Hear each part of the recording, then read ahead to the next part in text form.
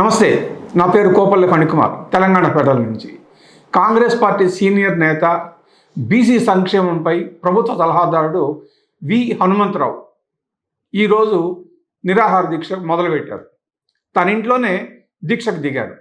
బయట ఎక్కడన్నా నిరాహార దీక్ష కూర్చుంటే ప్రభుత్వం చూస్తూ ఊరుకోదని, పోలీసులు కూడా ఎలవ్ చేయరని ఆ కారణంతోనే తన ఇంట్లోనే దీక్ష మొదలుపెట్టారు. ఇంతకీ విహెచ్ దీక్షకు దిగాల్సిన అవసరం ఏమొచ్చింది? ఏమిటంటే, కేంద్ర ప్రభుత్వము దేశవ్యాప్తంగా జనగణన మొదలుపెట్టింది. జనగణనలోనే కులగణన కూడా చేయాలని, అందులో కూడా ఓబీసీ కాలం ఉండాలి అని ఎప్పటి నుంచో తెలంగాణలో బీసీ సంఘాల నేతలు డిమాండ్ చేస్తున్నారు. అయితే ఈ కుల సంఘాల నేతల డిమాండ్లుగా మాత్రమే మిగిలిపోతున్నాయి. ప్రధానమంత్రికి చాలా లేఖలు రాశారు, కేంద్ర ప్రభుత్వానికి లేఖలు రాశారు, అయినా ఎటువంటి స్పందన కనబడలేదు. అందుకని విహెచ్ ఏం చేశారంటే, ఈరోజు కేంద్ర ప్రభుత్వ వైఖరికి నిరసనగా దీక్ష చేపట్టారు.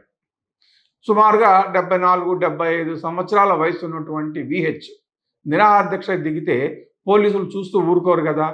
ఆయన ఆరోగ్య రీత్యా లేదా అనారోగ్యాలన్న కారణంతో ఏదో ఒక రకంగా విహెచ్ దీక్షను భగ్నం చేయడానికి పోలీసులు ప్రయత్నం చేస్తారు. ఉదయం 9 గంటల ప్రాంతంలో దీక్ష మొదలైంది కాబట్టి వెంబటే దీక్షను విరమించమని పోలీసులు చెబుతున్నారు.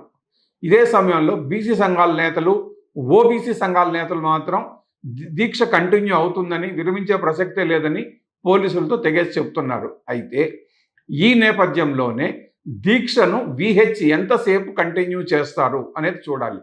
ఇక్కడ ఓబీసీ కాలం పెట్టడం, బీసీను కేంద్ర ప్రభుత్వం నిర్లక్ష్యం చేస్తోందనడం అనేది ఒక సున్నితమైన అంశం. ఇది ఎందుకంటే ఇది ఒక సామాజిక వర్గానికి సంబంధించినటువంటి కీలకమైన అంశం ఇది.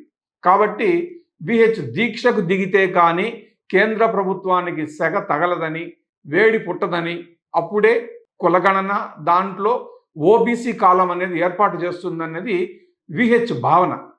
సరే, ఏదేమైనా కానీ దీక్షకైతే దిగారు కాబట్టి ఆమరణ నిరాహార దీక్ష చేస్తున్నటువంటి విహెచ్ తన దీక్షను ఎంతవరకు, ఎన్ని గంటలు లేకపోతే ఎన్ని రోజులు కంటిన్యూ చేస్తారో చూడాలి. Thank you.